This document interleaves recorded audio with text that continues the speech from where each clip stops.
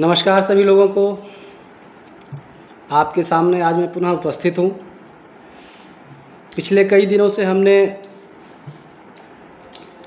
संगीत के पारिभाषिक शब्दों पर व्याख्या की, समझने का प्रयास किया और दो रागों का भी रिकॉर्ड मैंने भेजा है, राग भोपाली और राग सारंग का। आज मैं राग पर चर्चा करने जा रहा हूँ कि राग वस्तु क्या है। साहित्यकार लोग राग, अनुराग, विराग, बहुत सारे रागों की व्याख्या करते हैं। मैं जिस राग की बात करने जा रहा हूँ वो सांगीतिक राग है, जो स्वरों से एक विशेष ध्वनि है, जो स्वर ताल में निबद्ध होकर के लोगों के मन को रंजित करती है। उस राग की चर्चा करने जा रहा हूँ।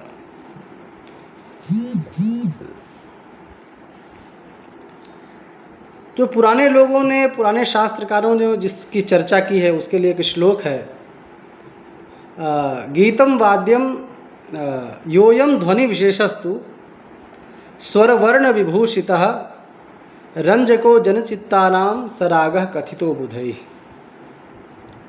बुद्धिमान लोग उसे राग कहते हैं जो ऐसी विशेष ध्वनि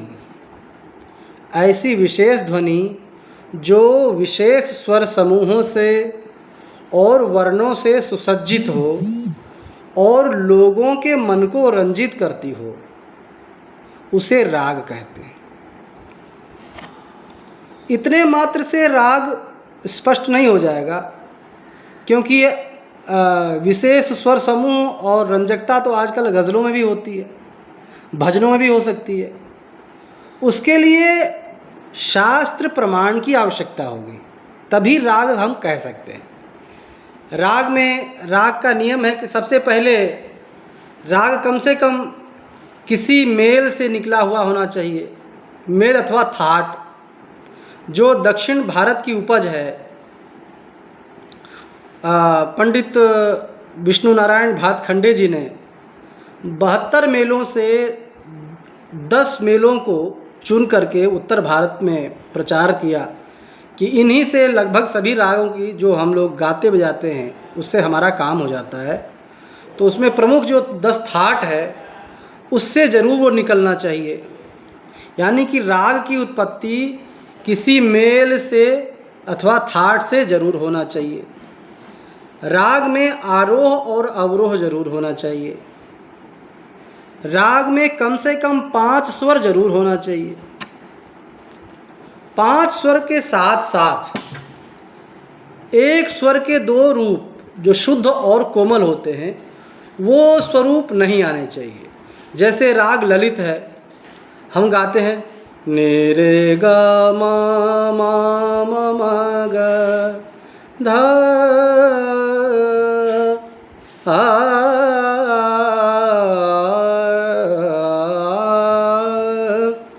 अब मान लीजिए हम ये करते हैं ने रे ग म म ग। अब ये जो हमने बताया म म ग, ये अपवाद ही है, सभी रागों में इसका प्रयोग नहीं करते हैं। और सबसे बड़ी बात है कि लोगों ने इसको मारवा थाट में भी डाल दिया है। कहीं से मारवा थाट से मिलता नहीं है, लेकिन फिर भी एक डाल दिया है विद्वानों ने। बहुत सारे रागों में लोग 2-2 स्वरों का प्रयोग करते हैं, बड़े गुणी लोग, अपने आप को जो पहुँचे लोग हैं। लेकिन शास्त्रीय दृष्टिकोण से ये बहुत शुद्ध नहीं है। अब राग की बात है, इसमें लिखें कि विशेष स्वर समूह होना चाहिए। विशेष स्वर समूह अगर नहीं होगा तो राग का स्वरूप नहीं बनेगा। राग में वादी संवादी का स्वरूप कैसे बनेगा? वादी संवादी को प्रकट करने के लिए विशेष स्वर समूह की आवश्यकता होती है। उस स्वर को, वादी वाले स्वर को बार बार प्रकट करना होता है, संवादी को प्रकट करना होता है, तभी वो राग अपने स्वरूप में आता है। और राग जिस रस को अभिव्यक्त करना चाहता है, उस रस को अभिव्यक्त करने में समर्थ होता है। अब मान लीजिए राग गाते हैं, बहुत बढ़िया तान गा लिया, बहुत स्वर आलाप ले लिया, लेकिन राग का जो रस है उसको व्यक्त ही नहीं हो पा रहा है, तो वो राग रंजक हो सकता है लेकिन रसानुकूल रंजकता नहीं आ पाएगी। इसलिए ये 5-6 बातें तो अवश्य मन में बांध लेनी चाहिए कि ऐसी विशेष ध्वनि जो विशेष स्वर समूहों से और वर्णों से विभूषित हो। वर्ण का अर्थ ये होता है कि स्थायी, अंतरा, संचारी और आभोग। मान लिया स्थायी मतलब कि जो स्वर बार बार उस राग में परिलक्षित होता हो, दिखाई पड़ता हो, जिसे हम वादी स्वर कहते हैं। अब स्थायी स्वर बार बार दिखाएंगे और अंतरे में भी दिखाएंगे कि वही स्वर दिखाएंगे और साथ में संवादी अनुवादी को भी प्रकट करेंगे, तभी वो चीज़ दिखाई पड़ेगी। अस्थाई अंतरा एक गायन की बंदिश में भी आती है कि एक पहला स्टेंजा हो गया, बाद में पहली स्थाई होगी, बाद में जो भी अंतरा हो गई। और संचारी आभोग जो स्वर पूरे राग को बनाने में सहयोग करता हो, तो संचारी मतलब कि वो राग सभी जगह व्याप्त हो, मंद्र, मध्य और तार में सब जगह व्याप्त हो, संचार करता हो, तभी संचारी की बात होगी, तभी वो राग रंजक होगी। मान लीजिए कोई राग एक ही सप्तक में गाकर ही पूरा नहीं किया जा सकता है, तो इसलिए इन चारों चीज़ों के, चारों वर्णों की आवश्यकता होती है। अब ध्रुपद गायन में लोग कहते हैं कि स्थायी, अंतरा, संचारी, आभोग एक गायन की पद्धति है, एक पद है जिसमें पहले 2 लाइन स्थायी है, फिर दूसरे में अंतरा, फिर तीसरे में संचारी है, चौथे में आभोग जो है। लेकिन मेरा एक मानना है कि ये तो फिर 4 स्टेंजा के प्रकार हो गए। जो विद्वान लोग इस बात को मानते हैं तो समझिए कि वो एक उसी प्रकार का जो है 4 अंतरा है, उसी अंतरों का प्रकार हो गया।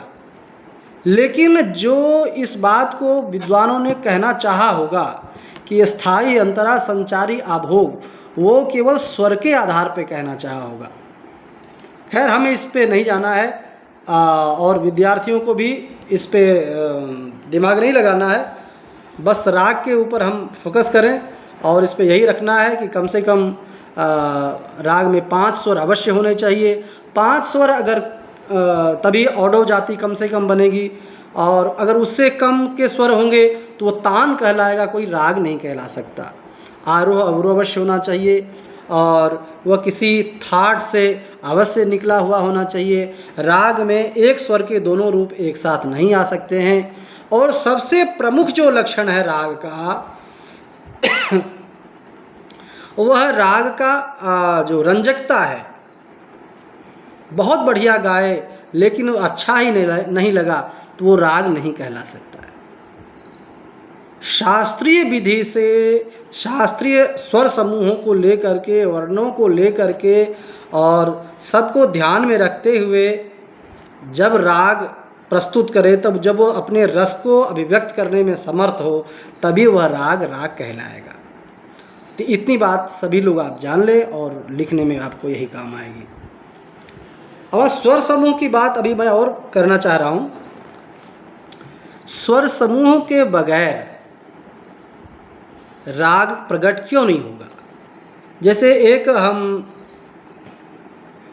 राग कल्याण लेते हैं, क्योंकि सभी रागों का अपना स्वरूप है, अपना स्वरूप के बगैर राग अलग हो ही नहीं सकते।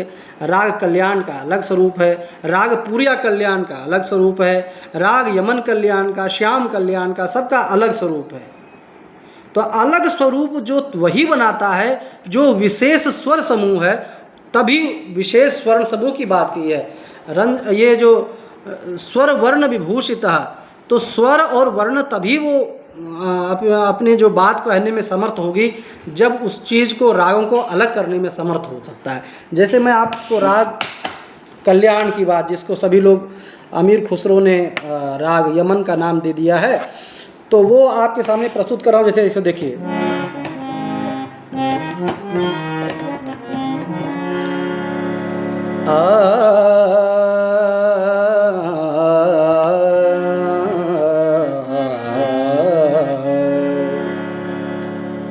निर्गमा रे नि द नि रे सा प म ग रे नि रे ग म प म ग रे नि द नि रे ग सा। इतने से प्रकट हो गया कि ये राग कल्याण है। अब इसी में हम अगर कोमल रे लगाते हैं, नी रे ग म रे ग रे सा नी रे ग म प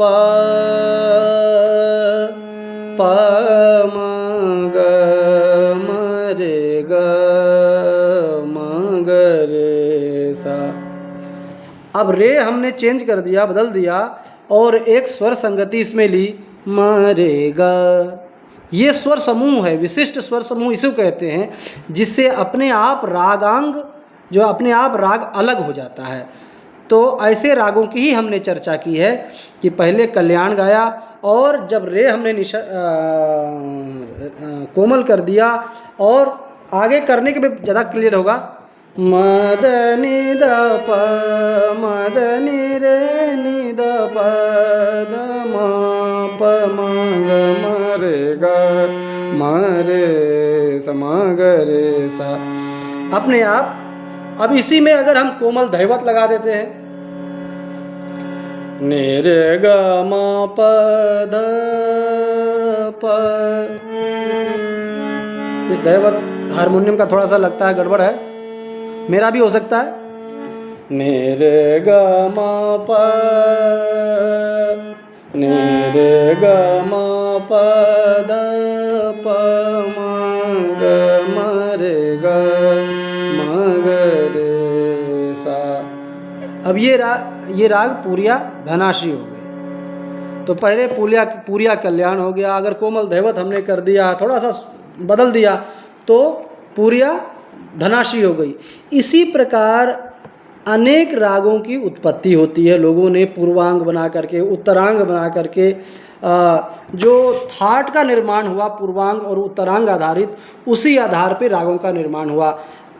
स्वर्गीय नारायण मोरेश्वर या क्या नाम है, उन्होंने खड़ेश्वर क्या नाम ध्यान नहीं आ रहा है, तो उन्होंने एक रागांग पद्धति का निर्माण किया जो विशेष केवल राग की अंग एक दो स्वरों को एक अंग बना करके उस राग की उत्पत्ति करना चाहिए। जैसे राग सारंग है तो विशेष में उसमें सारंग अंग है, रे म रे सा, ये एक रागांग हो गया। जैसे हम लोग दरबारी गाते हैं, दरबारी कानड़ा गाते हैं, तो कानड़ा अंग हो गया ग म रे सा।